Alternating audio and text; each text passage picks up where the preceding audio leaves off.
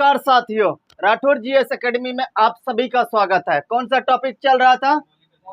मौलिक अधिकार चल रहा था। इसकी चर्चा किस भाग में है? भाग 3 में। अगर अनुच्छेद बोला जाएगा तो 12 से 35 तक में। ठीक है, 12 से 35 तक में। देखिए, मौलिक अधिकार की बात करते हैं। हमने आपको बताया था, एक अनुच्छेद बताया था, अनुच्छेद 14 के बारे में हमने आपको ये बताया था कि अनुच्छेद 14 में क्या कहता है? बिल्कुल, कानून के समक्ष समानता या फिर विधि के समक्ष समानता। इसमें एक बात आपको यहाँ ये याद रखने की आवश्यकता है कि विधि के समक्ष समानता का जो है ना जिक्र जो है ना आपको मूल संविधान में नहीं था। क्या नहीं था? मूल संविधान में नहीं था। इसको जो है ब्रिटेन के संविधान से ग्रहण किया गया है। किसके संविधान से? ब्रिटेन के संविधान से। इसको याद रखना है। तो बताइए किस देश के संविधान से लिया गया? ब्रिटेन से। उसके बाद हमने आपको और एक अनुच्छेद के बारे में बताया था, अनुच्छेद 17 के बारे में। किसके बारे में बताया था? अनुच्छेद 17 के बारे में हमने आपको क्या बताया था? छुआछूत का अंत करना है, यानी कि अस्पृश्यता का क्या करना है? अंत करना है। क्या करना है? अंत करना। देखिए अस्पृश्यता को लेकर जो है ना भारत की सांसद ने जो है ना 1955 ईस्वी में, कब? 1955 ईस्वी में जो है ना एक अधिनियम लाया, जिसको कहा जाता है, कौन सा अधिनियम? अस्पृश्यता निरोधक अधिनियम कहा जाता है। क्या कहा जाता है? बिल्कुल, अधिनियम कहा जाता है। ये कब आया था? 1955 में। ठीक है, इस बात को याद रखना है। तो अस्पृश्यता को लेकर कब आया था अधिनियम? 1955 में आया था। बिल्कुल, इस बात को समझना है। उसके बाद देखिए, इसी का जो है ना नाम परिवर्तन कर दिया। क्या कर दिया गया? नाम परिवर्तन कर दिया गया। इसका नाम परिवर्तन किया 1976 में। कब किया? 1976 में इसका नाम परिवर्तन करके जो है ना रखा गया, कौन सा करके? सिविल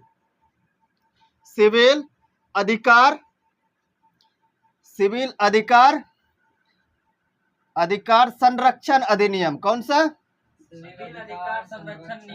संरक्षण अधिनियम। ठीक है, अधिनियम 1955 इसका नाम रख दिया। इसको याद रखना, ये क्वेश्चन पूछा गया। अधिनियम 1955। तो देखिए, अस्पृश्यता को लेकर एक अधिनियम आया 1955 ईस्वी में, जिसको कहा जाता है अस्पृश्यता निरोधक अधिनियम 1955। लेकिन इसका 1976 में क्या कर दिया गया? नाम बदल दिया गया। और इसका नाम बदल करके क्या कर दिया गया? सिविल अधिकार संरक्षण अधिनियम कर दिया। सिविल अधिकार संरक्षण अधिनियम कर दिया गया। देखिए, इसकी चर्चा हमने आपको बताया है। मौलिक अधिकार की चर्चा बोला जाएगा तो अनुच्छेद कहां से कहां तक? अनुच्छेद 12 से 35 तक। 12 से 35 तक। ठीक है, देखिए 12 से 35 तक में जो भी अनुच्छेद की बात कही गई है उसको कहेंगे मौलिक अधिकार। क्या कहेंगे? मौलिक अधिकार कहेंगे। लेकिन इसके अलावा जिस भी अधिकार की चर्चा अनुच्छेद में होगी, उसको क्या कहा जाएगा? संवैधानिक अधिकार कहा जाएगा। क्या कहा जाएगा? संवैधानिक अधिकार। इस बात को समझिएगा, संवैधानिक अधिकार कहा जाएगा। संवैधानिक अधिकार कहा जाएगा। 12 से 35 तक में जिस भी अनुच्छेद, यानी कि जिस भी अनुच्छेद में जो अधिकार की चर्चा की गई है उसको क्या कहेंगे? मौलिक अधिकार कहेंगे। इसके अलावा जिस भी अधिकार की चर्चा की गई है उसको क्या कहेंगे? अन्य अनुच्छेद में संवैधानिक अधिकार कहेंगे। क्या कहेंगे? संवैधानिक अधिकार कहेंगे। इस बात को समझना है। इस बात को क्या करना है? समझना है। देखिए, भारत में अधिकार को लेके थोड़ा सा आइए इसको डिस्कस करते हैं। यहाँ से क्वेश्चन पूछा गया भारत में अधिकार को लेकर। ठीक है, अधिकार को लेकर इसमें पहला हमने कौन सा बताया आपको? मौलिक अधिकार के विषय में बताया। मौलिक अधिकार भारतीय संविधान के किस भाग को जो है मैग्ना कार्टा कहा जाता है? भाग 3 को कहा जाता है। किसको कहा जाता है? भाग 3 को कहा जाता है। इसके अलावा हमने क्या बताया? मौलिक अधिकार जिसकी चर्चा अनुच्छेद 12 से 35 तक में है, तो वैसे अधिकार को क्या कहेंगे? मौलिक अधिकार कहेंगे। इसके अलावा जिस भी अनुच्छेद में अधिकार की चर्चा है उसे क्या कहेंगे? संवैधानिक अधिकार कहेंगे। क्या कहेंगे? संवैधानिक अधिकार कहेंगे। ठीक है, दूसरा कौन सा हो गया? संवैधानिक अधिकार, संवैधानिक अधिकार, ठीक है, संवैधानिक अधिकार। जिस तरह देखिए अनुच्छेद 51 के बारे में जानते हैं। अनुच्छेद 51 क्या कहता है? अंतर्राष्ट्रीय शांति और सुरक्षा का अधिकार देता है। किसका देता है? अंतर्राष्ट्रीय शांति और सुरक्षा का अधिकार देता है। वही अनुच्छेद 301 में जाएंगे तो इसमें कहा जाता है अंतर्राष्ट्रीय व्यापार का अधिकार। क्या कहा जाता है? अंतर्राष्ट्रीय व्यापार का अधिकार। ये सभी संवैधानिक अधिकार है। कैसा अधिकार है? संवैधानिक अधिकार। संवैधानिक अधिकार है। आर्टिकल कौन सा? आर्टिकल 51 और आर्टिकल 301। आर्टिकल 301 ये सब कैसी अधिकार है? संवैधानिक अधिकार है। संवैधानिक अधिकार है। अनुच्छेद 51 में कहता है कि अंतर्राष्ट्रीय शांति एवं सुरक्षा को लेकर अधिकार। वही अनुच्छेद 301 कहता है, क्या कहता है? अंतर्राष्ट्रीय व्यापार को लेकर अधिकार। ये दोनों जो है ना आपको कैसी अधिकार है? संवैधानिक अधिकार है। कैसी अधिकार है? संवैधानिक अधिकार है। तीसरा ये कानूनी अधिकार। कैसी अधिकार? कानूनी अधिकार। कानूनी अधिकार की बात करते हैं।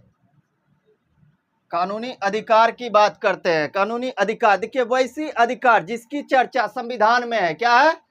संविधान में है तो उसको क्या कहेंगे?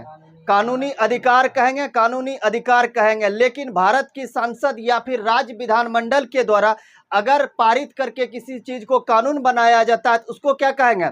उसको भी क्या कहेंगे? कानूनी अधिकार कहेंगे। क्या कहेंगे?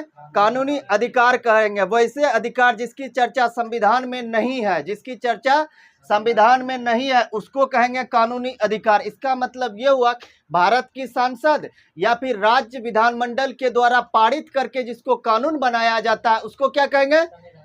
कानूनी अधिकार कहेंगे। कानूनी अधिकार कहेंगे। उसके बाद ये चौथी बात करते हैं किसकी? मानवाधिकार की बात करते हैं। मानवाधिकार की बात करते हैं। मानवाधिकार अधिनियम कब आया था? 10 दिसंबर 1993 को। 10 दिसंबर को कौन सा दिवस मनाते हैं? मानवाधिकार दिवस मनाते हैं। कौन सा दिवस मनाते हैं? मानवाधिकार दिवस मनाते हैं। देखिए वे अधिकार जो व्यक्ति को मानव के नाते प्राप्त होता है, वैसे अधिकार जो मानव होने के नाते प्राप्त होते हैं उसको क्या कहेंगे? मानवाधिकार कहेंगे। क्या कहेंगे? मानवाधिकार कहेंगे। अब आइए पांचवी बार करते हैं आरटीआई की बात करते हैं। किसकी बात करते हैं? आरटीआई, सूचना का अधिकार। सूचना का राइट टू इंफॉर्मेशन। बिल्कुल, right to information. Right to information जानते हैं ये अधिकार जो है ना मूल संविधान में नहीं था। क्या नहीं था? मूल संविधान में नहीं था। इसको जो है ना संसद के द्वारा 2005 में जोड़ा गया। कब जोड़ा गया? 2005 में। ये क्वेश्चन पूछा गया है राइट टू इंफॉर्मेशन कब आया था? क्या बोलना है? 2005 में। सूचना का अधिकार अधिनियम 2005 में आया था। कब आया था? 2005 में आया था। इस बात को याद रखना है, ठीक है? इस बात को क्या करना है? याद रखना। यह संसद के द्वारा जो है ना आपको 2005 में पारित किया गया। कब किया गया? 2005 में। इसलिए इसको क्या कहेंगे? कानूनी अधिकार कहेंगे। इस बात को याद रखिए। उसके बाद देखिए मतदान का अधिकार। कैसा अधिकार? मतदान का अधिकार। मतदान के अधिकार की चर्चा जो है ना स्पष्टता पूर्वक जो है भारतीय जनप्रतिनिधि अधिनियम। कैसा अधिनियम? बिल्कुल, भारतीय जनप्रतिनिधि अधिनियम 1951 में। किस कौन सा अधिकार? मतदान का अधिकार। बिल्कुल, मतदान का अधिकार। अधिकार इसके लिए एक अधिनियम था। कौन सा? भारतीय जन प्रतिनिधि अधिनियम। फिर ठीक है, अधिनियम कब आया था? 1951 में। 1951 में। और किस धारा में? धारा 62 में। किसमें है? धारा 62 में। इस चीज को याद रखना है। किस धारा में? धारा 62 में। यह अधिनियम जो है ना संसद ने बनाया। किसने बनाया? संसद ने बनाया। जिसके कारण इसको क्या कहेंगे? कानूनी अधिकार कहेंगे। क्या कहेंगे? कानूनी अधिकार कहेंगे। देखिए मतदान के अधिकार की चर्चा जो है ना आपको स्पष्टता पूर्वक जो है ना भारतीय जन प्रतिनिधि अधिनियम 1951 में है। किसमें है? अधिनियम। इस अधिनियम को याद रखना है। मतदाता का जो अधिकार जो है किस अधिनियम में है? भारतीय जन प्रतिनिधि अधिनियम 1951 में। अगर जहाँ धारा पूछेगा तो कौन सा धारा? कौन सा? धारा 62। अब आइए 7वां बात करते हैं, किसकी बात करते हैं? संपत्ति की बात करते हैं, संपत्ति का अधिकार। हमने इसके बारे में क्या बताया था? बिल्कुल, संपत्ति का अधिकार। संपत्ति का अधिकार क्या मौलिक अधिकार है? बिल्कुल, ये मौलिक अधिकार नहीं है, मौलिक अधिकार नहीं है। इनको 44वां संविधान संशोधन 1978 के माध्यम से जो है ना मौलिक अधिकार से हटाकर विधिक अधिकार में डाला गया। किसमें डाला गया? विधिक अधिकार में डाला गया। अगर जब पूछा जाएगा किस अनुच्छेद में डाला गया तो क्या बोलना है? 300 का क में या फिर ए में, ठीक है, 300 का क में, ठीक है। अगर जब पूछा जाएगा किस भाग में डाला गया तो क्या बोलना है? डालना है भाग 12 में डाला गया। इस बात को याद रखना है, यहाँ याद रखना है। अब आइए और एक दो चीज का डिस्कस करते हैं। देखिए एससी और एसटी के बारे में, एससी एसटी और ओबीसी के बारे में थोड़ा बात करते हैं हम लोग। क्वेश्चन पूछा गया है, बात करते हैं। एससी कौन सा? एसटी क्या? और क्या? ओबीसी। इसको ध्यान से समझिएगा, यहाँ पे समझने वाली बात है। देखिए हमने आपको बताया था एससी की चर्चा, एससी एसटी की चर्चा जो है ना आपको किसमें था? मूल संविधान में, जो आर्टिकल 338 में था। मूल संविधान में आर्टिकल 338 में जो है ना एससी एसटी से रिलेटेड प्रावधान की बात कही गई थी। लेकिन देखिए एससी एसटी को लेकर जो एक संविधान संशोधन हुआ था। कौन सा संविधान संशोधन? 89वां संविधान संशोधन। कौन सा? 89वां संविधान संशोधन 2003 में हुआ था। कब हुआ था? 2003 में हुआ था। इसमें क्या गया कि जो एससी और एसटी एक ही अनुच्छेद में हुआ करता था, अनुच्छेद 338 में, लेकिन 89वां संविधान संशोधन के माध्यम से जो एससी को जो आपको रखा गया किसमें? आर्टिकल 338 में ही, ठीक है। आर्टिकल 338 में एससी को रहने दिया, लेकिन 89वां संविधान संशोधन के माध्यम से जो है एसटी को यहाँ से बाहर निकाला गया। क्या कर दिया गया? एसटी को बाहर निकाला गया और इसको रखा गया आर्टिकल 338 के ए में रखा गया। 338 का ए में रखा गया। देखिए यहाँ से क्वेश्चन क्या पूछा गया, दो क्वेश्चन पूछने की संभावना है और पूछा क्या गया उसके बारे में बताते हैं। पूछा जाएगा एससी एसटी से रिलेटेड मूल संविधान में कौन से अनुच्छेद थे? 338, ठीक है। कौन सा संविधान संशोधन के माध्यम से जो है एसटी को जो है ना आपको 338 से निकाल के 338 ए में रखा गया? बिल्कुल, 89वां संविधान संशोधन 2003 के माध्यम से, 2003 के माध्यम से, ठीक है। याद रखना इस बात को। अब देखिए ओबीसी के बारे में हमने आपको बताया था। ओबीसी के बारे में हमने आपको क्या बताया था? किस आर्टिकल में चर्चा है? आर्टिकल 338 का बी में, यानी कि ख में, ठीक है। हमेशा हमने आपको क्या बताया? जहां भी ए कैपिटल ए लिखा हो, कैपिटल बी लिखा हुआ या फिर क लिखा हुआ, ख लिखा हुआ, समझ लीजिए उसको क्या कर दिया गया? संविधान संशोधन के माध्यम से आपको संविधान में क्या कर दिया गया? जोड़ा गया है, जोड़ा गया। तो देखिए आपको ओबीसी की चर्चा जो है आर्टिकल 338 के बी में है, ठीक है। इसको जोड़ा गया 338 के बी में, लेकिन किस संविधान संशोधन के माध्यम से? तो आपको याद रखना है 102वां संविधान संशोधन। कौन सा?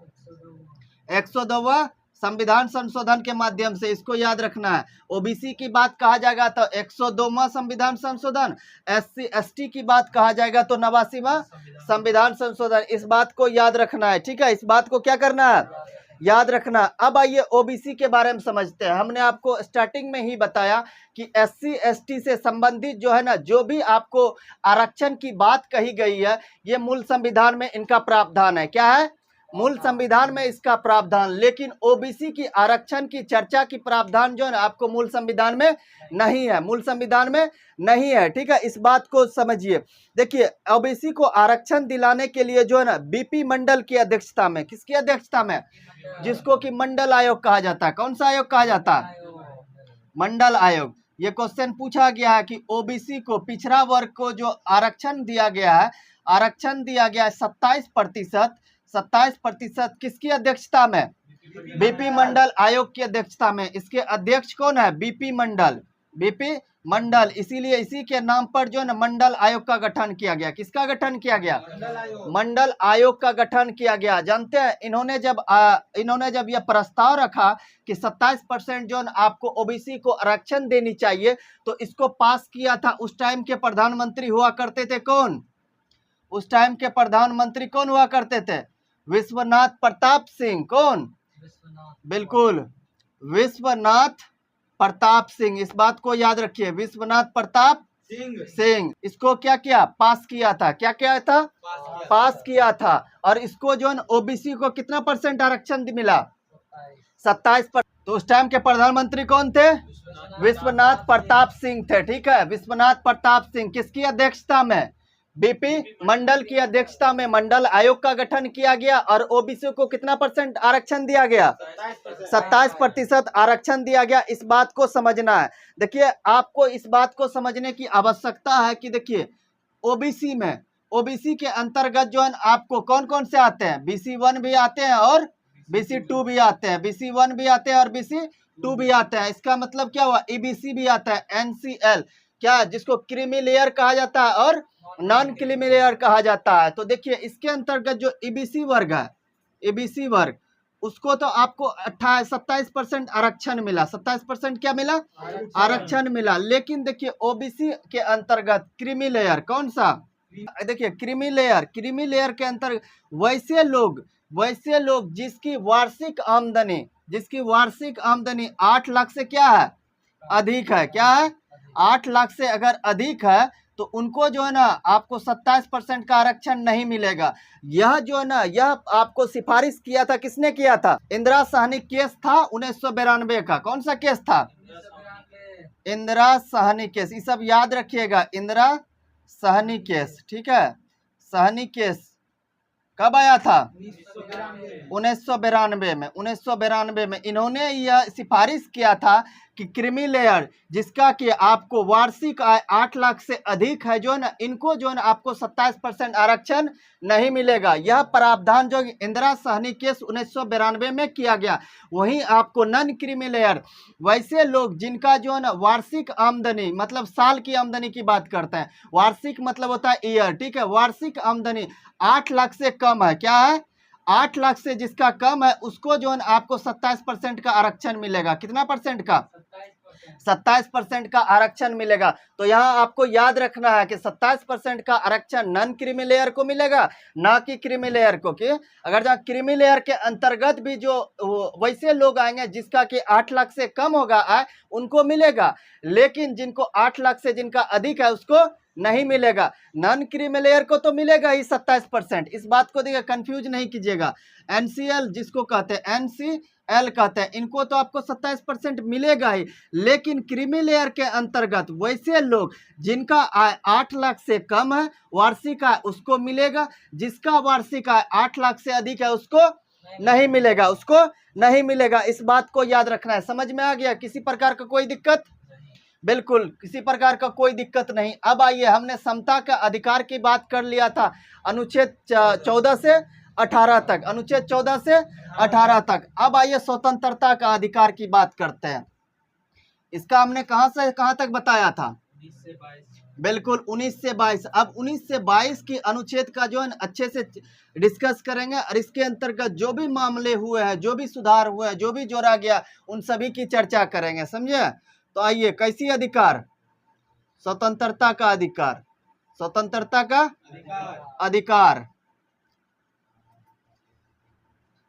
स्वतंत्रता का अधिकार। इसका हमने कहां से कहां तक बताया था, अनुच्छेद 19 से 22 तक बताया था, अनुच्छेद 19 से 22 तक बताया था। आइए पहले बात करते हैं अनुच्छेद 19 की। किसकी बात करते हैं, अनुच्छेद 19 की बात करते हैं। इसको समझिएगा, यहाँ से क्वेश्चन पूछा गया। देखिए अनुच्छेद 19 में जो है ना 6 प्रकार की स्वतंत्रता की बात कही गई। कितने प्रकार की स्वतंत्रता, 6 प्रकार की स्वतंत्रता, 6 प्रकार की स्वतंत्रता की बात कही गई है, स्वतंत्रता की बात कही गई है। ठीक है, आइए इसमें पहली स्वतंत्रता, ये क्वेश्चन पूछा गया है, ये क्वेश्चन पूछा गया है। तो देखिए पहली स्वतंत्रता, आर्टिकल 19 का ए, क्लाउज ए। ठीक है, क्लाउज ए का ए, क्या, क्लाउज ए का ए, याद रखना है, क्लाउज ए का ए। इसी को कह सकते हैं, आपको का भी कह सकते हैं हिंदी में।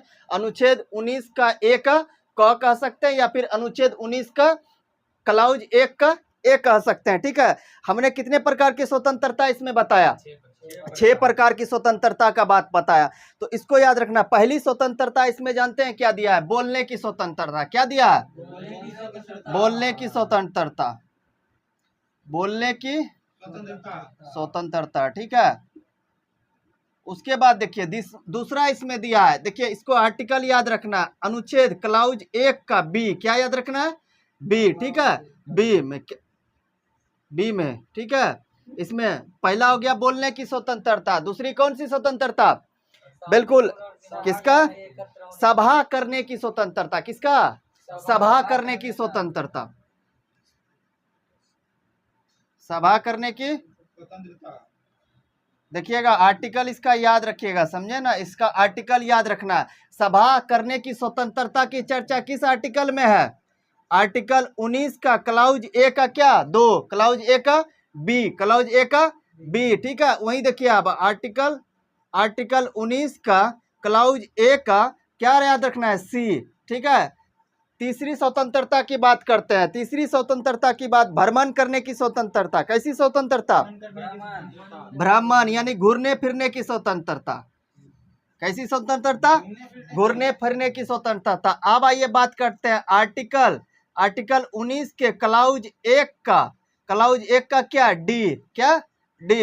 इसमें चौथी स्वतंत्रता की कौन सी बात कही गई है? कौन सी बात है? बसने की स्वतंत्रता, बस जाने की स्वतंत्रता। कहीं जो है आप घर बनाकर जो है बस सकते हैं, इसकी स्वतंत्रता किसमें दिया है?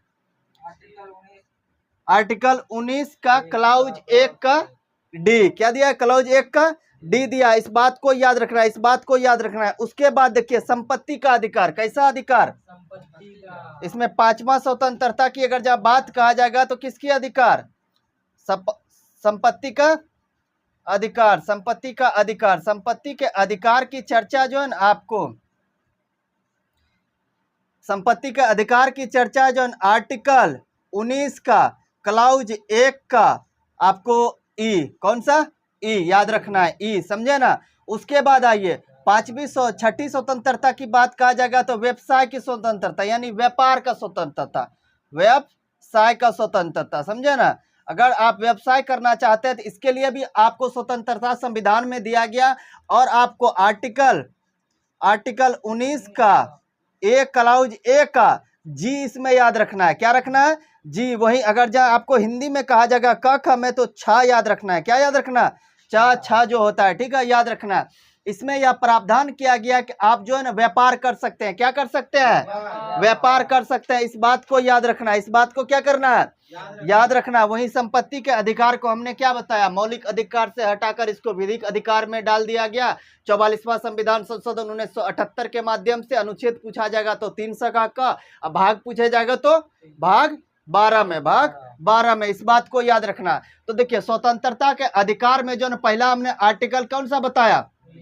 19 बताया। 19 में कितने प्रकार की स्वतंत्रता की बात कही गई है?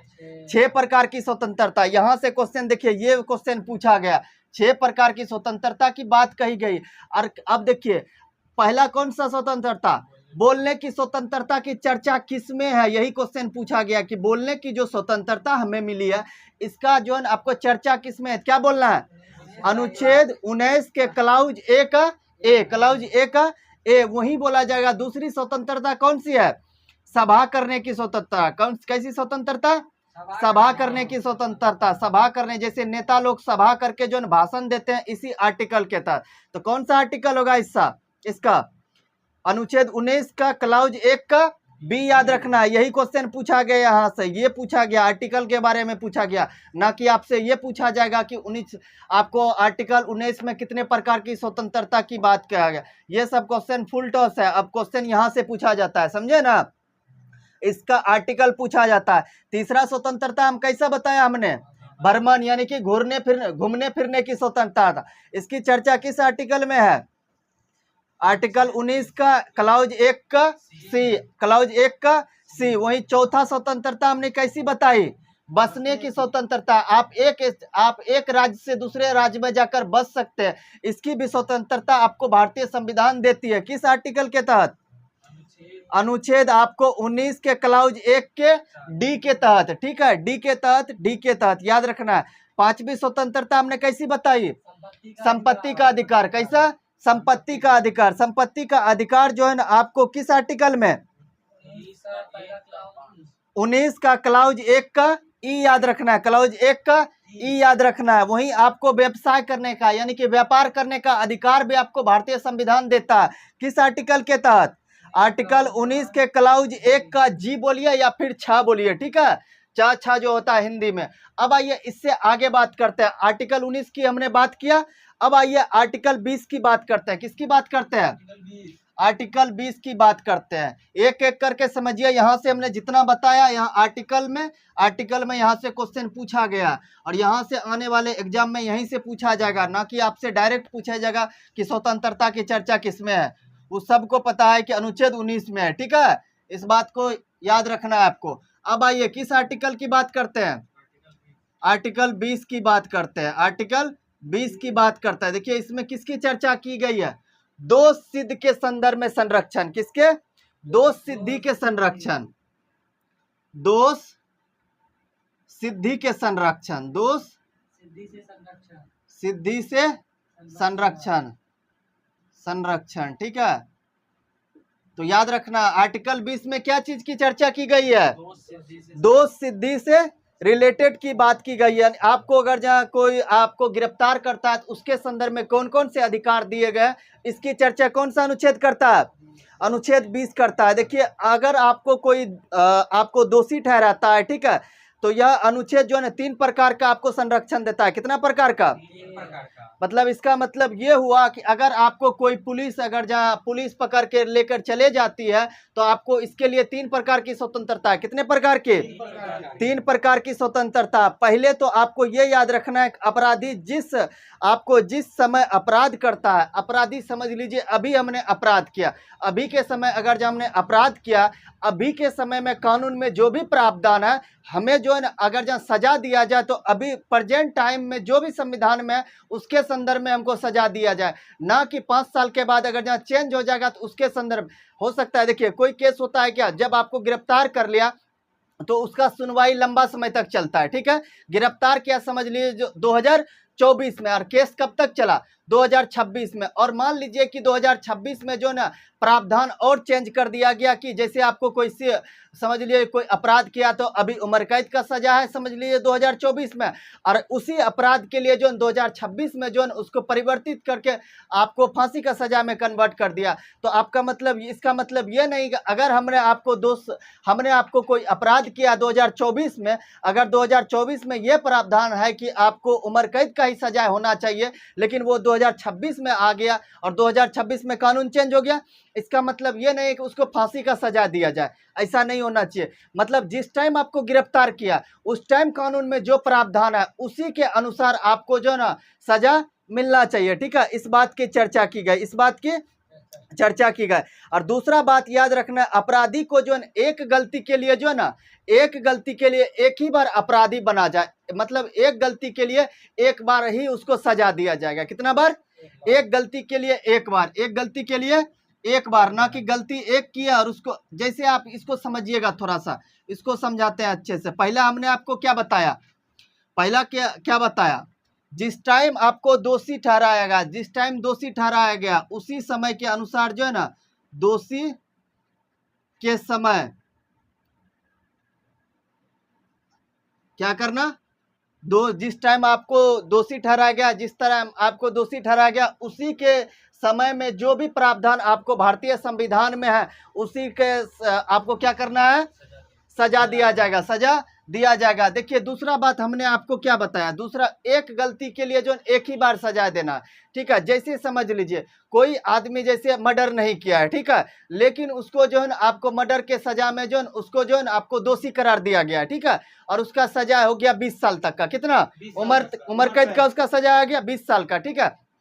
लेकिन उसको जो है ना झूठा आरोप में उसको सजा मिला। किस आरोप में? झूठा आरोप में, जिसके लिए उन्होंने सजा भोगा है, यानी 20 साल का उम्र कैद का सजा उन्होंने काटा है, लेकिन वो अभी जिंदा है। क्या है?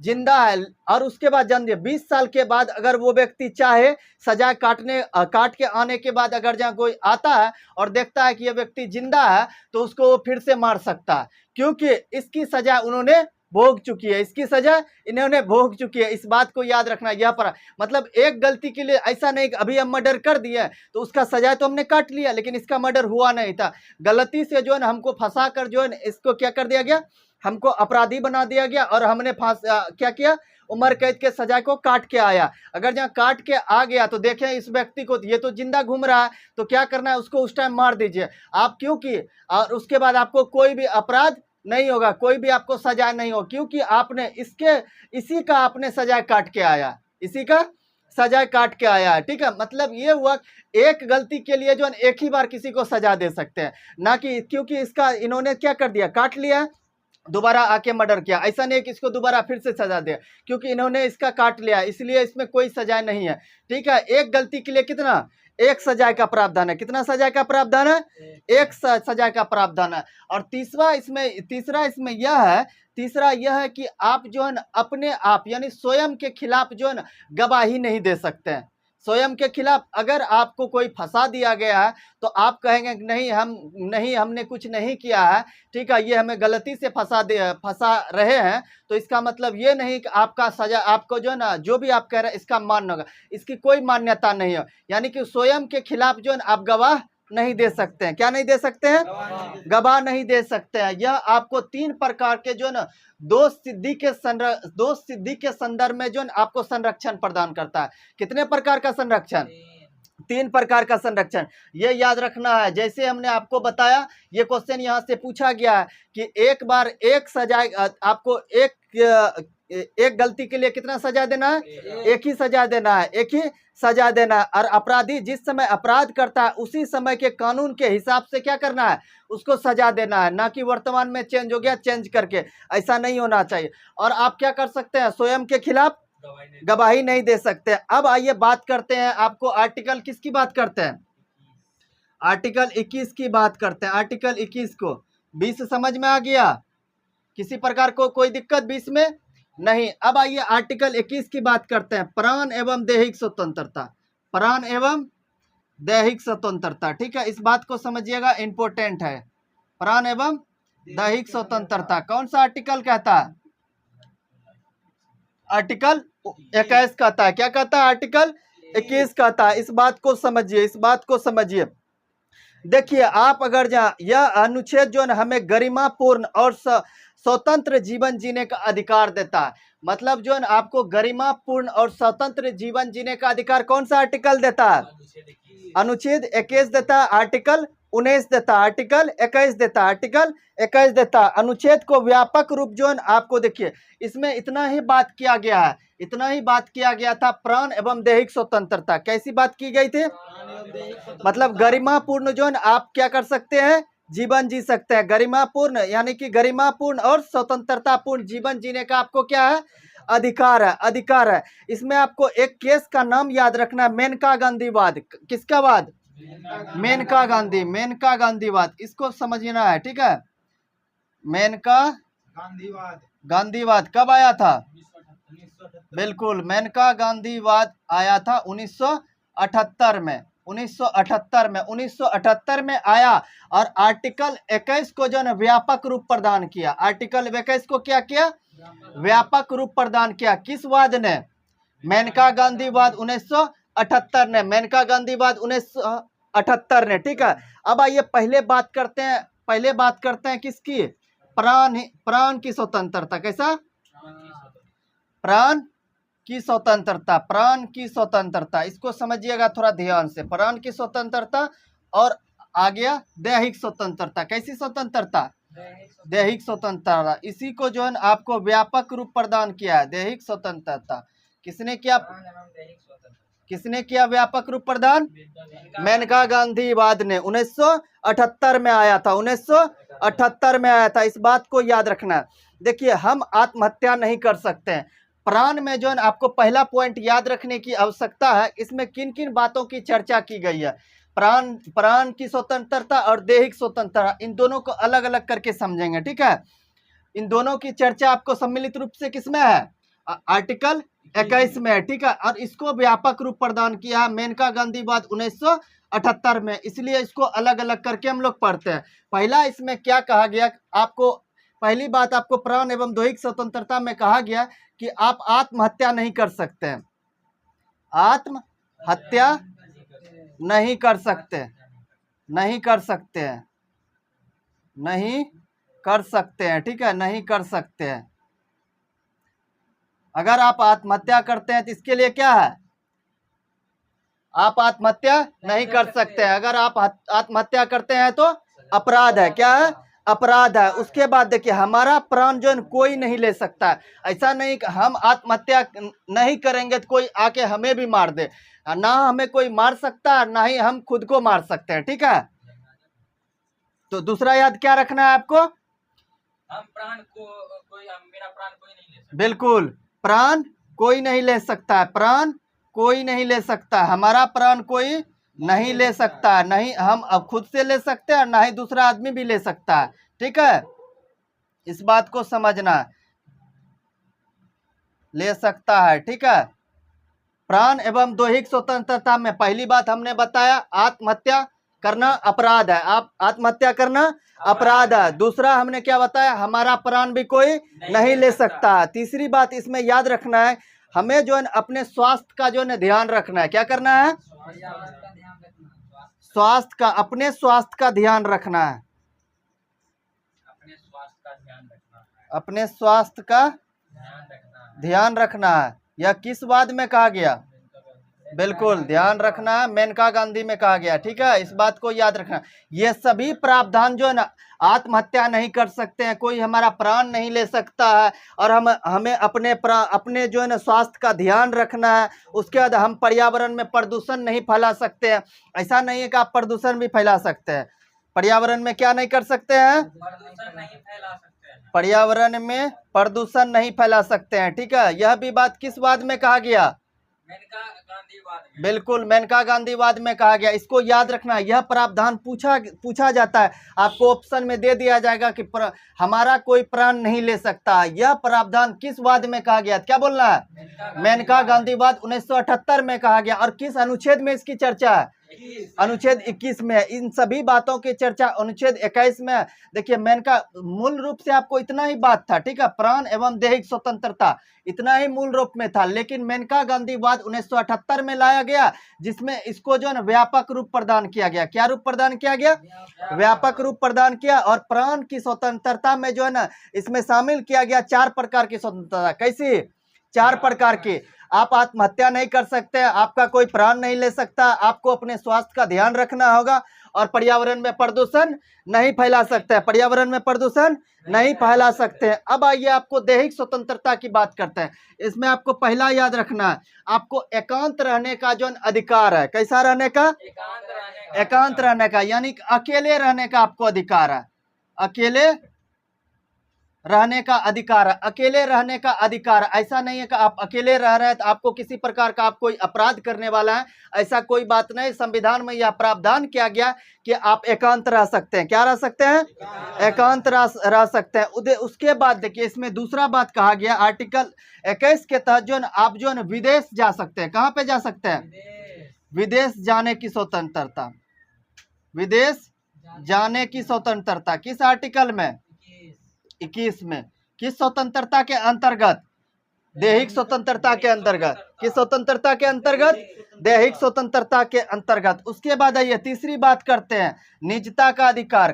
कैसी अधिकार, निजता का अधिकार की चर्चा किसमें है, निजता की स्वतंत्रता बोलिए या फिर निजता के अधिकार की चर्चा किसमें है, जिसको कि राइट टू प्राइवेसी कहा जाता है। क्या कहा जाता है, बिल्कुल अनुच्छेद 21 में है, अनुच्छेद 21 में है, ठीक है। इसी को शायद किस संविधान संशोधन किसके द्वारा यह जोड़ा गया था, निजता के अधिकार को, मेनका गांधी दैहिक स्वतंत्रता के अंतर्गत आता है, ठीक है। यह प्रावधान जो है मेनका गांधी वाद से जोड़ा गया, ठीक है। मेनका गांधी वाद में यह प्रावधान किया गया, यह प्रावधान किया गया। उसके बाद आपको चौथी बात याद रखना है, अगर आप एडल्ट हैं, अगर आप अडल्ट है, ठीक है, वयस्क है, बिल्कुल अडल्ट है यानी कि वयस्क है, ठीक है। अगर आप वयस्क है तो आप जो है ना, अगर आप वयस्क है तो आप जो है क्या कर सकते हैं, बोलिए, शादी होने के बाद भी जो है ना आप किसी से अफेयर रख सकते हैं, ठीक है, इस बात की चर्चा करना है, मजाक में नहीं लेना। ऐसा नहीं है कि आप लोग को जो है ना अफेयर रखना है, ऐसा नहीं है। लेकिन अब कानून में जो है ना, अब कानून में सुधार हुआ है, आप नहीं रख सकते हैं। ठीक है, अगर आप रखते हैं, अगर आप देखिए इस बार अभी कानून आया है, अगर आप जानते हैं, अगर आप समझ लीजिए आप किसी लड़की के साथ रहते हैं, अगर आप रहते हैं और उसको धोखा देते हैं, तो इसमें जो ना 10 साल का सजा आया है, प्रावधान किया गया है 10 साल का सजा है। अगर वो लड़की कह दी कि मेरे साथ रह के यह शोषण किया है, तो आपको 10 साल का सजा का प्रावधान है। ठीक है, इसमें चेंज किया गया। ऐसा नहीं है कि ये पहले था, लेकिन इसमें जो है ना अब चेंज किया गया। अगर आप वयस्क हैं तो शादी होने के बाद भी जो है किसी से संबंध रख सकते हैं। ठीक है, यह किस वाद में कहा गया था आपको? मेनका गांधी वाद में कहा गया था, लेकिन इसमें क्या गया, इसमें संशोधन हो चुका है। ठीक है, आप लोग को गलती नहीं करना है। ठीक है, अब आइए बात करते हैं किसके, समझ में आ गया, इसमें कोई दिक्कत नहीं। अब आइए बात करते हैं किसका, आर्टिकल 22 का बात करते हैं। आर्टिकल 22 का देखिए, आर्टिकल 22 में बात करने से पहले और आर्टिकल की बात करते हैं। आर्टिकल बिल्कुल 21 का क, बिल्कुल बिल्कुल याद आ गया, 21 का क, वही तो हम देख रहे थे आप लोग को। आर्टिकल 21 का ए बोलिए, आर्टिकल 21 का ए बोलिए। देखिए इसको जो है ना जोड़ा गया, यहाँ को क्वेश्चन पूछा गया कि इसको किस संविधान संशोधन के माध्यम से जोड़ा गया। हमने आपको पहले ही बताया था, जो भी जहां भी आपको कैपिटल ए आए बी आए, इसका मतलब क्या है, इसको संविधान संशोधन के माध्यम से जोड़ा गया, संविधान संशोधन के माध्यम से जोड़ा गया। इस बात को याद रखना है। ठीक है, इस बात को क्या करना है, याद रखना है। ठीक है, आइए इसको जानते हैं, इसको जोड़ा गया किस संविधान संशोधन के द्वारा? बिल्कुल 86वां संविधान संशोधन कब? 2002 में लागू हुआ था, 2003 में लागू हुआ था, 2003 में। इसमें यह प्रावधान किया गया है कि राज्य सरकार का यह कर्तव्य होता है कि 6 से 14 वर्ष के बच्चों को जो है निःशुल्क शिक्षा दिया जाए। कैसी शिक्षा? निःशुल्क शिक्षा दिया जाएगा। यह किस प्रावधान में किया गया? 21 का ए में, 21 का ए में, जो कि 86वां संविधान संशोधन 2002 में। और इसको अब जोड़ा गया किसमें? मौलिक अधिकार में। किसमें?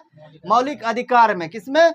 मौलिक अधिकार में, मौलिक अधिकार में। ठीक है, देखिए और एक दो बात को समझिए। हमने आपको क्या बताया कि आप आत्महत्या नहीं कर सकते हैं। क्या नहीं कर सकते हैं? आत्महत्या नहीं कर सकते हैं। एक केस आया था पृथ्वीनाथ, कैसी केस? बिल्कुल, आइए एक दो बात को समझते हैं। पहला केस था कौन? पृथ्वीनाथ बनाम बिल्कुल भारत संघवाद 1994। ठीक है, इस बात को समझिए। ठीक है, इस बात को समझिए। पृथ्वीनाथ बनाम आपको कौन सा? भारत संघवाद 1994। ठीक है, और आपको एक केस की याद रखने की आवश्यकता। ज्ञान कौर, कौन सा केस? ज्ञान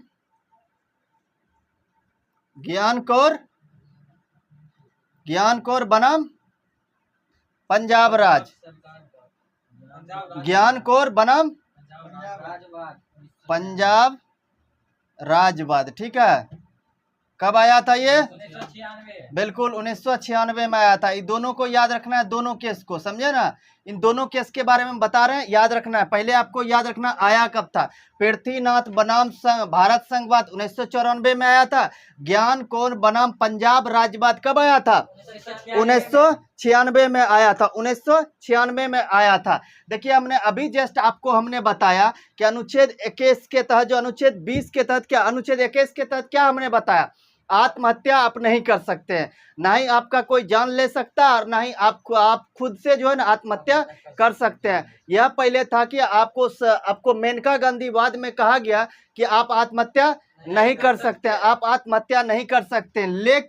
लेकिन देखिए पृथ्वीनाथ बनाम भारत संघवाद आया 1994 में। इसमें यह प्रावधान किया गया कि आप जो है आत्महत्या कर सकते हैं, आप आत्महत्या कर सकते हैं। ठीक है, देखिए मेनका गांधी में पहले कहा गया कि आप आत्महत्या नहीं कर सकते हैं। ठीक है, और एक उसके बाद आया केस पृथ्वीनाथ बनाम भारत संघवाद 1994 में। इसमें कहा गया कि आप आत्महत्या कर सकते हैं।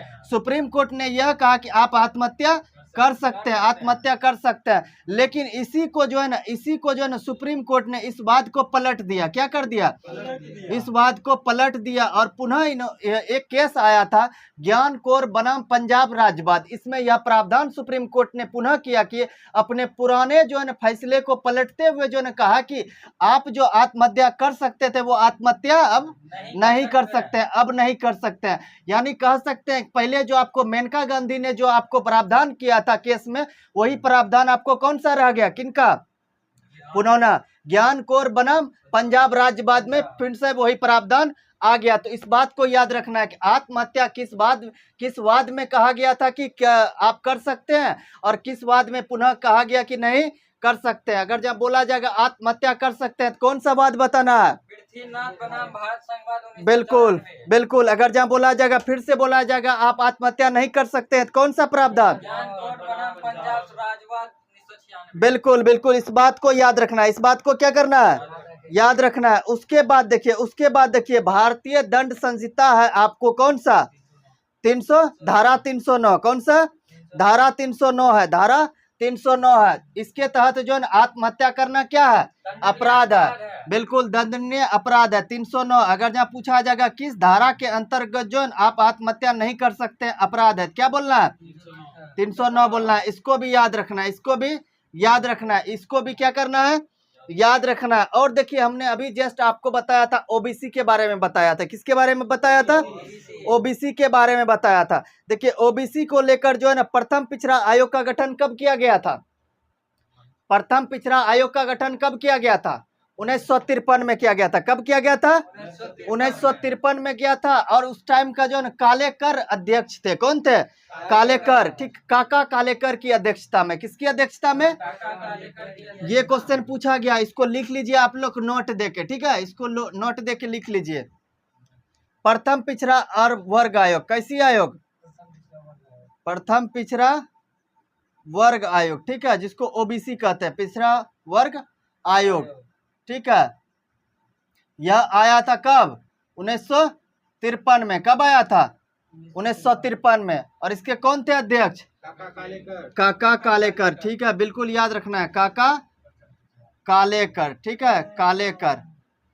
वहीं दूसरा आपको आया था द्वितीय पिछड़ा वर्ग आयोग। द्वितीय पिछड़ा वर्ग आयोग कब आया था? 1979 में। कब आया था? 1979 में। बिल्कुल 1979 में याद रखना है, 1979 79। ठीक है, और इसके अध्यक्ष कौन थे? कौन थे आप बताइए? बीपी मंडल। अभी हमने क्या बताया था आपको? बिल्कुल बीपी मंडल इसके अध्यक्ष थे। याद रखना है, बीपी मंडल, मंडल आयोग जो था। ठीक है, बीपी मंडल इसके अध्यक्ष थे। याद रखना है आपको। देखिए पूछा जाएगा कि प्रथम पिछड़ा वर्ग आयोग कब आया था और इसके अध्यक्ष कौन थे, क्या बताना है? आपको आया था 1953 में और इसके अध्यक्ष थे काका कालेकर जी। वही द्वितीय, अगर जहाँ पूछा जाएगा द्वितीय पिछड़ा वर्ग आयोग कब आया था, क्या बताना है? 1979 में। और इसके अध्यक्ष कौन थे? बीपी मंडल थे। कौन थे? बीपी मंडल थे। इस सब बात को याद रखना है, क्वेश्चन पूछा गया है। क्या कर दिया गया है? पूछा गया क्वेश्चन है। ठीक है, उसके बाद अनुच्छेद 21 का हमने को बता दिया। 86वां संविधान संशोधन 2002 के द्वारा जोड़ा गया। 6 से 14 वर्ष के बच्चों को क्या करना है? राज्य का ये कर्तव्य है कि उसको निःशुल्क शिक्षा प्रदान की जाए। कैसी शिक्षा? निःशुल्क शिक्षा प्रदान की जाए। अब आइए बात करते हैं अनुच्छेद 22 की। किसकी बात करते हैं? अनुच्छेद 22 की बात करते हैं। अनुच्छेद 22 के अनुच्छेद 22 की बात करते हैं। अनुच्छेद 22 में क्या प्रावधान है? बिल्कुल गिरफ्तारी के विरुद्ध संरक्षण। गिरफ्तारी के विरुद्ध अब इसको समझिए, गिरफ्तारी के विरुद्ध संरक्षण। कोई दिक्कत तो नहीं है ना? समझते जाइएगा, क्वेश्चन है, समझे ना, इंपॉर्टेंट है। अब आइए बात करते हैं। देखिए स्वतंत्रता के अधिकार की हमने बात किया था, कहां से कहां तक? 19 से 22 तक। 19 से 22 तक। 19 से 22 तक। और हमने आपको इसमें प्रावधान क्या बताया? गिरफ्तारी के विरुद्ध संरक्षण, गिरफ्तारी के विरुद्ध संरक्षण, ठीक है। गिरफ्तार होने वाले व्यक्ति को जो है 3 प्रकार का संरक्षण दिया गया। कितना प्रकार का? 3 प्रकार का। इसको याद रखिएगा, 3 प्रकार का संरक्षण दिया गया। 3 प्रकार का क्या दिया गया है? संरक्षण दिया गया है, ठीक है। अगर आपको देखिए, पहला इसमें यह है, अगर आपको जो है ना पुलिस गिरफ्तार करती है तो आप जो है ना गिरफ्तारी का कारण पूछ सकते हैं। क्या पूछ सकते हैं? गिरफ्तारी का कारण। गिरफ्तारी का कारण पूछ सकते हैं। यह आपको पूछने का अधिकार कौन देता है? संविधान देता है। कौन देता है? संविधान देता है, ठीक है। ऐसा नहीं कि अगर जब पुलिस आए तो भागने लगना है, नहीं। क्या कारण है, किस केस को लेकर जो है ना, किस केस को लेकर आप हमें जो है गिरफ्तार करना है, इसको आपको जानने का हक है। समझे ना? इसको जानने का क्या है? हक है। देखिए, दूसरा आपको संरक्षण ये देता है कि आपको अगर जब पुलिस गिरफ्तार करती है तो उनका यह कर्तव्य है कि 24 घंटे के अंदर, कितने घंटे के अंदर? 24 घंटे के अंदर जो है ना आपको जो है न्यायालय में पेश करना है। कहाँ पे पेश करना है? न्यायालय में। अगर वो 24 घंटे के अंदर आपको पेश नहीं करती है तो फिर आपके मौलिक अधिकार का क्या होता है? हनन होता है। और हमने आपको बताया था, अगर आपके मौलिक अधिकार का हनन होता है तो आप कहाँ जा सकते हैं? सुप्रीम कोर्ट तक जा सकते हैं। सुप्रीम कोर्ट अगर जब बोला जाएगा मौलिक अधिकार का हनन होता है तो अनुच्छेद 32 के तहत जा सकते हैं। अगर जब आप राज्य सरकार हाई कोर्ट जाना चाहते हैं तो अनुच्छेद 226 के तहत जा सकते हैं। और आपको न्यायालय जो 5 प्रकार का रीट जारी करता है। कितना प्रकार का? 5 प्रकार का रीट जारी करता है, जो हमने आपको बताया, ठीक है। जैसे बंदी प्रत्यक्षीकरण, आपको अगर जहाँ बंदी बनाया जाए, आपको गिरफ्तार कर रहा है तो क्या कारण है, इसके विषय में आपको सशरीर प्रस्तुत करना है। तो 5 प्रकार का रीट, अगर आपको 24 घंटे के विरुद्ध आपको अंदर अगर जहाँ न्यायालय में पेश नहीं करता है तो आपको कितना अधिकार है? मौलिक अधिकार है। मौलिक अधिकार है। कितना प्रकार का रीट आपके लिए है? 5 प्रकार का रीट है। इस बात को याद रखना है, ठीक है। और दूसरा इसमें याद रखना है, तीसरा इसमें याद रखना है, दूसरा 24 घंटा के अंदर, और तीसरा याद रखना है आपको जो है ना बिल्कुल अपने पसंद का जो है ना आप वकील रख सकते हैं। क्या रख सकते हैं? मनपसंद वकील रख सकते हैं, ठीक है। वकील रख सकते हैं। तो कितने प्रकार का संरक्षण आपको मिला?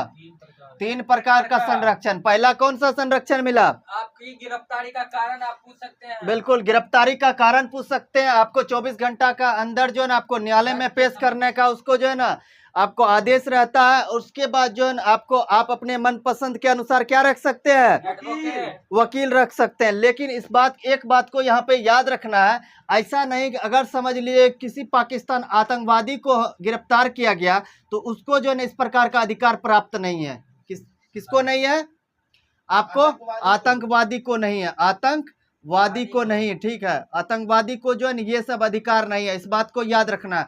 ऐसा नहीं है कि ये सभी जो है ना सिर्फ भारतीय मूल के नागरिकों, जिसके पास जो है ना भारतीय नागरिकता है उसको ये सभी अधिकार क्या है? प्राप्त है। ये सभी अधिकार प्राप्त है। उसके बाद देखिए, निवारक निरोध कानून के तहत जिसे गिरफ्तार किया गया। किसके तहत? बिल्कुल। एक तो आपको याद रखना है कौन सा? आतंकवाद को नहीं प्राप्त है। और दूसरा कौन सा? निवारक निरोध कानून, ठीक है। निरोध कानून, इसके तहत अगर किसी व्यक्ति को जो है ना आपको गिरफ्तार किया गया तो उसको भी जो है ना ये सभी अधिकार क्या है? प्राप्त नहीं है। एक आतंकवादी को प्राप्त नहीं है। दूसरा, निवारक निरोध कानून के तहत अगर किसी व्यक्ति को गिरफ्तार किया गया तो यह अधिकार क्या नहीं है? उसको प्राप्त नहीं है। देखिए, निवारक निरोधक कानून होता क्या था? संदेह के आधार पर। किस आधार पर? संदेह के आधार पर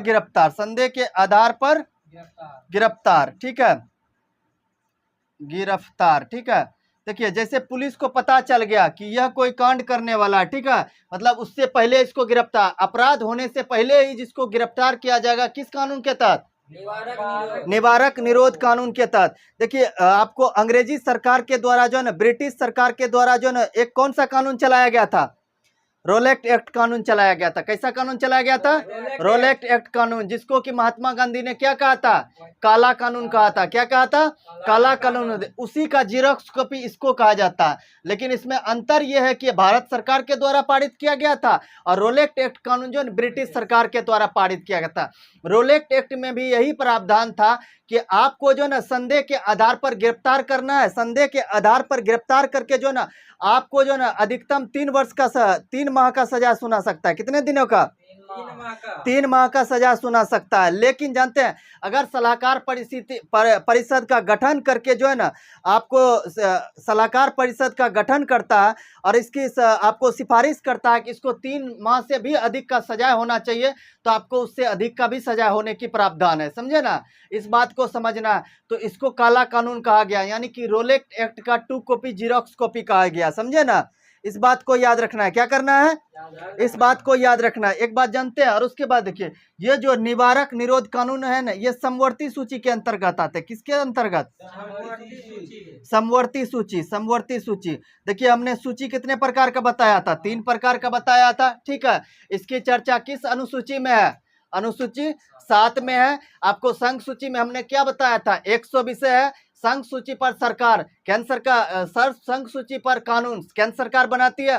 वही राज्य आपको जो ना उसके बाद राज्य सूची, राज्य सूची पर कानून कौन बनाता है? राज्य सरकार बनाती है। राज्य सूची में टोटल कितना विषय था? 66 विषय था। कितना था? 66 था। लेकिन कौन सा संविधान संशोधन के माध्यम से? 42वां संविधान संशोधन के माध्यम से जो है ना आपको राज्य सूची के 5 विषय को हटाकर समवर्ती सूची में डाला गया। किस में डाला गया? समवर्ती सूची में। समवर्ती सूची में हुआ करता था 47 विषय। कितना? 47। और 5 विषय जब राज्य सूची से हटाकर समवर्ती सूची में डाला गया तो 47 5 कितना हो गया? 52 हो गया। समवर्ती सूची में जो है अभी टोटल कितना विषय है? 52 है। राज्य सूची में कितना है? 61 है। पहले 66 हुआ करता था, 5 को हटाया तो कितना हो गया? 61 हो गया। शिक्षा, वन, वन्य जीव संरक्षण, उसके बाद मापतोल और न्याय प्रशासन, ये 5 विषय को हटाया गया था राज्य सूची के विषय से। और समवर्ती सूची पर कानून जो है ना केंद्र सरकार और राज्य सरकार के सहयोग से बनता है। दोनों के आपको सहयोग से कानून बनता है। किसके सहयोग से? केंद्र और राज्य सरकार के सहयोग से बनता है। केंद्र और राज्य सरकार के सहयोग से बनता है। ठीक है, इस बात को समझ में आया? किसी प्रकार का कोई दिक्कत नहीं है। अब आइए और 1-2 बात की चर्चा करते हैं। आपात की बात करते हैं। हमने आपको आपात के बारे में बताया था। समझे ना, कितने प्रकार के आपात के बारे में हमने आपको बताया था? 3 प्रकार के आपात के बारे में बताया था हमने आपको। मौलिक अधिकार, मौलिक अधिकार और राष्ट्रीय आपात। मौलिक अधिकार और राष्ट्रीय आपात और राष्ट्रीय आपात। ठीक है, इसको समझिएगा ध्यान से, यहां से क्वेश्चन पूछा गया। राष्ट्रीय आपात, राष्ट्रीय आपात। ठीक है, देखिए राष्ट्रीय आपात हमने बताया 3 प्रकार का आपात की चर्चा है संविधान में। कितने प्रकार की? 3 प्रकार की चर्चा है। राष्ट्रीय आपात जिसकी चर्चा अनुच्छेद 352 में है। राष्ट्रपति शासन, जो कि बिहार में अब तक 8 बार राष्ट्रपति शासन लग चुका है। राष्ट्रपति शासन की चर्चा जो है आपको आर्टिकल 356 में है। वहीं वित्तीय आपात की चर्चा जो है आर्टिकल 360 में है। देखिए आपको अगर राष्ट्रीय आपात जिसकी चर्चा किसमें है? बिल्कुल आर्टिकल 352 में है। आर्टिकल 352 में देखिए राष्ट्रीय आपात जो है ना, राष्ट्रीय आपात आपको मंत्रिमंडल के लिखित सिफारिश पर लगाया जाता है। ये बात याद रखना, ये क्वेश्चन पूछा गया। किसके सिफारिश पर? मंत्रिमंडल के लिखित सिफारिश पर। इस बात को याद रखना। इसके अलावा जो राष्ट्रपति शासन, वित्तीय आपात मंत्रिमंडल के मौखिक सिफारिश पर लगाया जाता है। किस सिफारिश पर? मौखिक पर। लेकिन राष्ट्रीय आपात जो है आपको लिखित सिफारिश पर लगाया जाता है मंत्रिमंडल के। किस सिफारिश पर लगाया जाता है? लिखित सिफारिश पर लगाया जाता है। देखिए आपको अगर जो राष्ट्रीय आपात जो है ना, राष्ट्रीय आपात अगर लागू होता है भारत में, अगर जो राष्ट्रीय आपात लागू होता है, राष्ट्रीय आपात क्या होता है? लागू होता है, तो आपको जो है ना, आपको जितने जो ना आपको मौलिक अधिकार है क्या हो जाएगा? निलंबित हो जाएगा। क्या हो जाएगा? निलंबित हो जाएगा। निलंबित हो जाएगा। ठीक है, इस बात को याद रखिए। देखिए अनुच्छेद 52 के तहत जो जब राष्ट्रीय आपात लागू होता है तो हमारे मौलिक अधिकार क्या हो जाते हैं? निलंबित हो जाते हैं, यानी कि समाप्त हो जाते हैं। लेकिन इसके अलावा राष्ट्रपति शासन, वित्तीय आपात, अगर ये लागू होता है तो मौलिक अधिकार क्या होगा? निलंबित नहीं होगा। एकमात्र राष्ट्रीय आपात है जिसके लागू होने पर जो मौलिक अधिकार निलंबित होंगे। इसके अलावा जो हमने 2 आपात के बारे में बताया, इसके लागू होने पर क्या होगा? मौलिक अधिकार निलंबित नहीं होगा। इसका मतलब ये हुआ कि मौलिक अधिकार पर कोई फर्क नहीं पड़ेगा, कोई फर्क नहीं पड़ेगा। ठीक है, देखिए इस बात को याद रखिए। देखिए राष्ट्रीय आपात अगर भारत में, राष्ट्रीय आपात अगर भारत में युद्ध एवं बाह्य कारण से लगता है। किस कारण से लगता है? बाह्य कारण से लगता है। युद्ध एवं बाह्य कारण से अगर भारत में राष्ट्रीय आपात लगता है तो जो है ना आपको तो क्या होता है? अनुच्छेद जो है 58, कौन सा अनुच्छेद? अनुच्छेद 52 के साथ साथ, अनुच्छेद 52 के साथ साथ जो अनुच्छेद 58, अनुच्छेद 58, 358, क्या 358, ठीक है, अनुच्छेद 358 स्वतः लागू हो जाता है। क्या होता है? स्वतः लागू हो जाता है। यह क्वेश्चन पूछा गया है कि राष्ट्रीय आपात अगर जहाँ आपको युद्ध एवं बाह्य कारण के माध्यम से लगता है तो अनुच्छेद 352 के साथ साथ कौन से अनुच्छेद स्वतः लागू हो जाते हैं? अनुच्छेद 358 स्वतः लागू होते हैं। ठीक है, अगर अनुच्छेद 358 स्वतः लागू हो गए तो अनुच्छेद जो है ना, अनुच्छेद 19, कौन सा अनुच्छेद? अनुच्छेद 19, जिसमें कि किसकी बात कही गई है? स्वतंत्रता की बात कही गई है। किसकी बात कही गई है? स्वतंत्रता। ये समाप्त हो जाएगा। क्या हो जाएगा? समाप्त हो जाएगा। इसका मतलब ये होगा कि ये निलंबित हो जाएगा।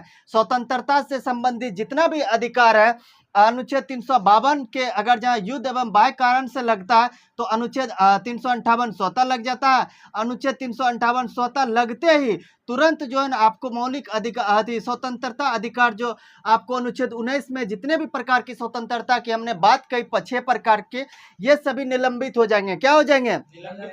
निलंबित हो जाएंगे। इस बात को याद रखना।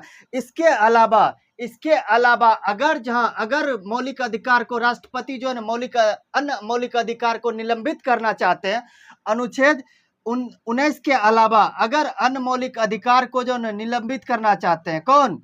राष्ट्रपति, प्रेसिडेंट, तो इसके लिए जो है आपको एक अनुच्छेद को लागू करना पड़ेगा। कौन सा? अनुच्छेद 359। अनुच्छेद 359, अनुच्छेद 359 को लागू करके जो है अन्य मौलिक अधिकार को निलंबित कर सकते हैं। क्या कर सकते हैं? अन्य मौलिक अधिकार को निलंबित कर सकते हैं। इस बात को समझिए। यहाँ से क्वेश्चन पूछा गया तो बताइए राष्ट्रीय आपात मंत्रिमंडल के किस सिफारिश पर लगता है? लिखित सिफारिश पर। राष्ट्रीय आपात की चर्चा किस आर्टिकल में है? 352। यदि राष्ट्रीय आपात युद्ध एवं बाह्य कारण से लगता है तो कौन सा अनुच्छेद स्वतः समाप्त हो जाते हैं? 358। 358 का स्वतः लागू होते ही कौन सा अनुच्छेद निलंबित हो जाते हैं? अनुच्छेद 19, स्वतंत्रता से संबंधित जितने भी अधिकार है आर्टिकल 19 में यह समाप्त हो जाते हैं। इसके अलावा अगर अन्य मौलिक अधिकार को निलंबित करना चाहते हैं तो इसके लिए राष्ट्रपति को कौन सा अनुच्छेद लागू करना पड़ेगा?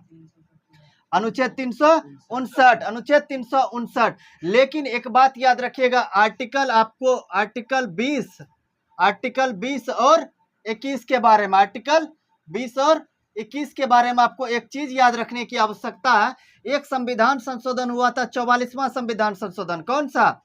44वां संविधान संशोधन 1978। कौन सा?